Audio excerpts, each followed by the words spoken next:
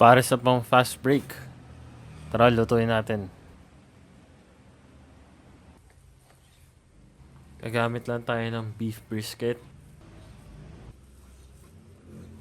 Let's dice it into smaller cubes.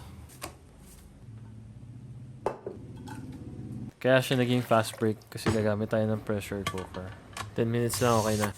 Disclaimer lang, sa mga hindi pa nakakagamit na to or hindi pa marunong gumamit ng pressure cooker, I highly suggest na aralin nyo muna siya bago nyo siya gamitin kasi delikado, baka sabugan kayo. So kids, don't try this at home. Let's chop some ginger, onions, tapos garlic. Timplahan na natin yung sabaw. Bawang sibuyas, onion leeks, and beef broth. Tsaka asin. Dagdagan na rin natin yung sili, konting angang. Lagyan ko rin nga pala ng carrots. Then yan lang natin siyang kumulo. Isa lang natin yung bawang, luya at sibuyas. At lagyan natin ng toyo. Kuha tayo ng pinagpakuluan or yung broth ng beef. Then add the star anise.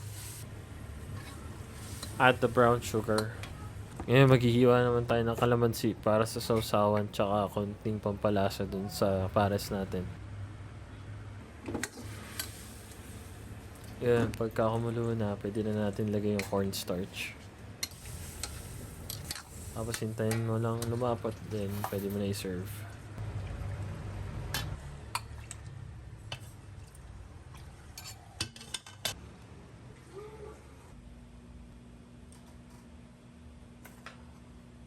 Ano? Sarap. Ganda dati mo.